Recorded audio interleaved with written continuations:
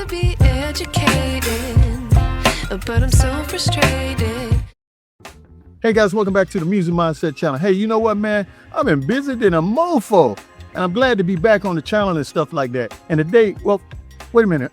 Let me talk about how hot it is first. Look, man, the sun is baking. I feel like a baked bean out here. It's summertime, you know what I mean? And in South Florida. Hey, listen, we're gonna be talking about Midnight Star, man. If you know anything about them, No Parking on the Dance Floor, that album, almost every song on that song is a hit. And we're gonna get into that whole story and the backstory. It's gonna be kind of long, and some of you might know some of the story, but if you don't, I need you to hang around and learn something. Man, them boys were bad. And stick around to the bottom.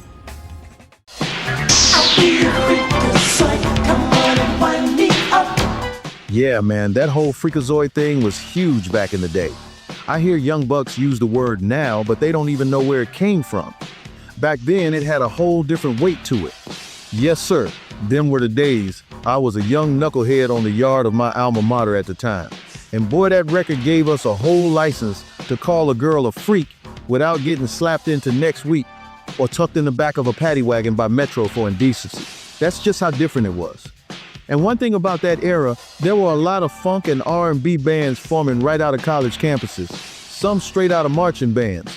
Not record labels first, not fame first, but rehearsal rooms, dorm halls, cafeterias, and late-night practice sessions. And the story of Midnight Star is no different. These cats took that boogie funk energy and pushed it into something futuristic, something that would eventually get labeled techno funk before anybody even knew what that meant. So, let's go back and find out how it all started. Y'all ready to get your Freakazoid on? Let's go. So it starts in the mid-1970s with Reggie and Vincent Calloway, plus their older brother Greg, coming out of Cincinnati, already locked into music through a group called Sunchild, sharpening their craft early in jazz-leaning environments. Reggie then moves into Kentucky State University in Frankfort, and that campus becomes the real laboratory where Midnight Star begins to form. This is where the discipline gets built. Long rehearsals, 5 days a week sessions, live instrumentation only. Everybody learning arrangement, writing, performance, and stage control at the same time. It wasn't a hobby band, it was training.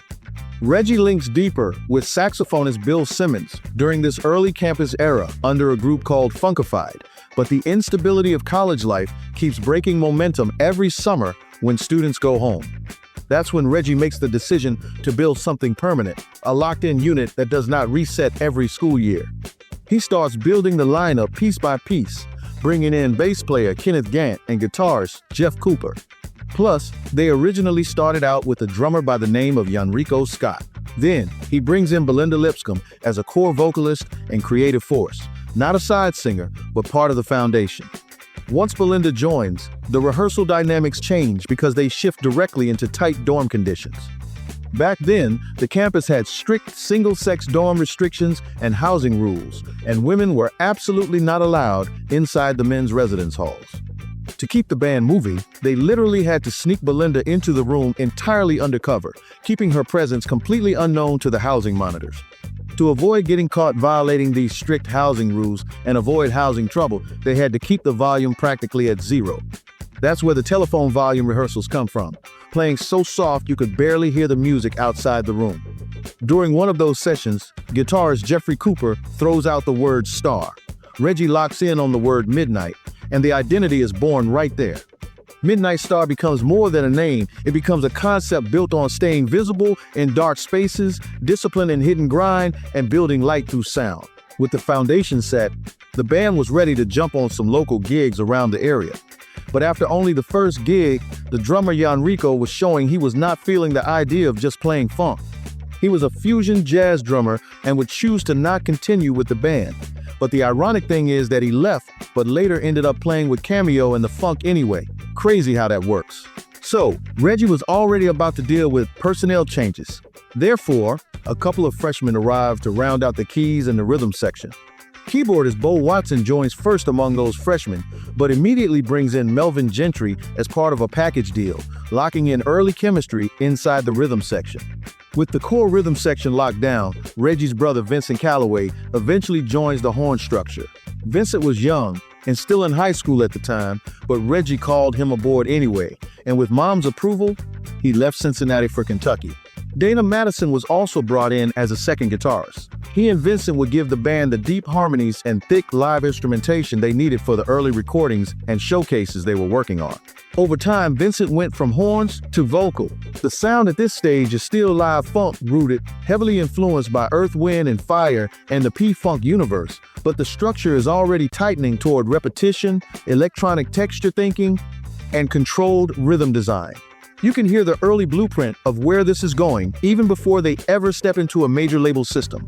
The first major industry break comes through performance, not hype. A key showcase happens at the Soap Factory nightclub in New Jersey, where word spreads fast after their performance. That leads Solar Records founder Dick Griffey to investigate further. He first sees them at a daytime showcase at Mr. Kelly's in Cincinnati, but the situation is incomplete because Bill Simmons is sick and not performing at full capacity. Griffey literally notes that something is missing. Instead of signing immediately, the group gets a second chance moment at a U.S. Air Force Base performance in Las Vegas. This is where everything clicks. Full energy, full lineup, full impact. Griffey sees the complete version of the band and decides right there that this is a fully formed system worth signing. Midnight Star gets signed to Solar Records based on that full performance, not the earlier partial one.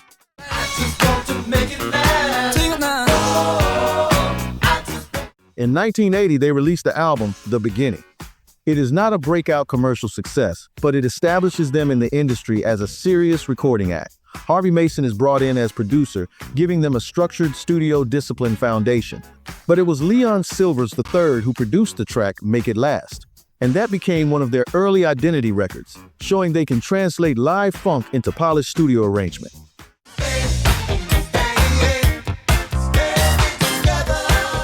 They follow with Standing Together in 1981, and this is where the transition starts becoming obvious. Traditional funk is still present, but electronic elements begin entering the structure. Synth textures start appearing more deliberately, drums tighten, arrangement becomes more programmed in feel even when still played live. A major turning point happens during Standing Together when producer Leon Silvers III has to leave suddenly during the project. That forces Reggie Calloway into the production chair to finish the record himself. That moment is critical because it gives him real studio authority, not just performance input. That experience directly leads to Victory being self-shaped back in Cincinnati, with Reggie now fully understanding how to build records from the control room, not just the stage. During this same era, studio culture in Cincinnati becomes part of their DNA. Fifth Floor Studios becomes a creative hub where Midnight Star and Roger Troutman's Zapp operate in overlapping sessions. Reggie absorbs that environment heavily, learning how synth bass, talkbox application, and electronic groove construction can reshape funk into something futuristic rather than traditional. Now, in the early 1980s, rhythm and blues was going through a dramatic shift after the demise of disco. As a result, new styles of R&B had come to surface, all making use of the upcoming technologies of the decade, which gave birth to boogie funk, synth funk, and contemporary R&B, plus a few other names. Bobby Lovelace took over drums for Midnight Star. Melvin went to vocals and guitar. Then this happened.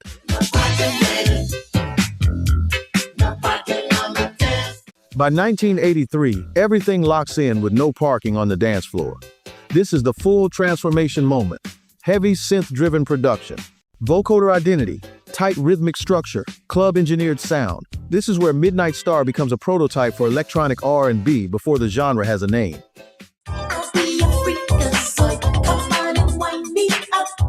Freakazoid comes from street and fraternity slang used in Cincinnati, where Freakazoid described a wild, uninhibited dancer on the floor, but the group flips it into a futuristic program relationship concept, turning street language into sci-fi funk storytelling.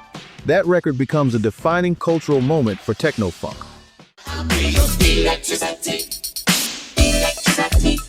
And yeah, man, the infectious, high-energy groove of electricity turned out the clubs and took over urban radio rotation. All of these tracks became certified street anthems that locked down the group's signature techno-funk dominance. I just had to wet my whistle. The momentum didn't stop there, as the No Parking on the Dance Floor album also delivered Wet My Whistle, a massive top 10 R&B smash written and produced by Reggie Calloway. Driven by a heavy and funky bass line, gliding synth lines, a chanking guitar, and tight vocal hooks, It became a certified anthem that dominated regional dance clubs and radio airplay all through the summer of '83. So, these Midnight Star cats had the room dancing all night. But was that all they could do? Heck no.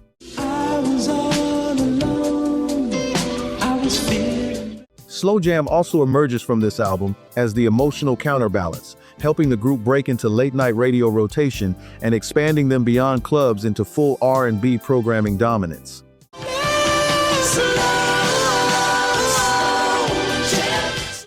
This groove stands as a massive milestone in music history because it was co-written by young, rising talent from their fellow Solar Records label mates, The Deal, none other than Kenneth Babyface Edmonds. Written alongside Bo Watson and Belinda Lipscomb, and produced by Reggie Calloway, Slow Jam served as Babyface's very first major songwriting credit for an outside act. The album crosses multi-platinum status and establishes Midnight Star as a major force in early electronic R&B evolution. This is an emergency. In 1984, the album Planetary Invasion continued the group's expansion. Operator became a major hit built around telephone operator simulation, vocoder layering, and synthesized communication themes that pushed their futuristic identity even further. Solidifying their grip on the dance charts and proving their electronic production style wasn't a fluke. At this point, they are touring internationally and operating at arena-level success. But internal pressure begins building from constant recording cycles, touring demands, and creative direction tension inside the group. Now hold up a second. This is a big turning point for Midnight Star. So let me tell you in short where they began to really fall off and why. First, Reggie Calloway's mother, Gloria Larson, can take credit for all the earlier success of the band, where she allowed the whole band to stay with her as they pursued the musical endeavors of Midnight Star. She even cleaned, cooked, and washed clothes for these grown kids and taught them how to handle their business. At one point, she became their official manager, and she remained in that position through all of their success, even bringing in her other son to help keep the band in order. But in the late '80s, some of the band members, in their minds, had reason to believe that the money was now not being handled correctly. And at around this period, the Calloway brothers began moving toward production work outside the group while still influencing its sound direction. Operating under their own Calloway Productions banner, Reggie and Vincent Calloway go on to become major outside hitmakers, writing and producing the Grammy-nominated smash Casanova for Levert and Joy for Teddy Pendergrass. Their studio mastery stretches even further as they craft tracks for Natalie Cole, and Reggie pens and produces the massive Grammy-winning hit Love Overboard for Gladys Knight and the Pips, a gold-certified synth-funk masterpiece that dominates the clubs and becomes a massive success over in the UK. With all this outside money and success rolling in, the rest of Midnight Star could see that not much of it was ending up in their pockets. So, they got a bold notion and sneaked into Gloria's office to take a look at the books without her knowing it. Yeah, for real. And the band found out they were right about funny business going on. So, the band members hadn't forgotten all that Gloria did for them, but this was about money, not family. Therefore, they voted to remove her from the position and hire other people to manage them and the money situation from then on. All I will say is, how do you think these Calloway boys felt after they accused and fired their mother? Well, let's just say they still hung in there at least for the moment, because they needed to get past the new album called Headlines first. And by 1986, it would drop and also start a transition at the same time because of internal pressures. But even through those tensions, they score a massive smash.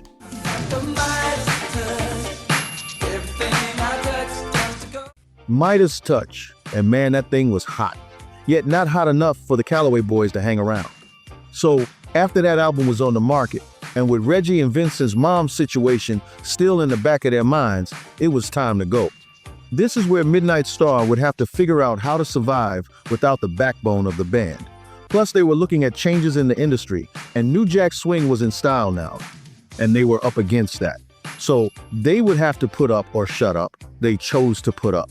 But they would have to evolve through an industry that was slowly passing them by. By 1986, they were right in the middle of all that turmoil. Operating as a tight 7-piece unit without their original hitmakers seemed hard. But the legacy of the No Parking era remains their defining blueprint.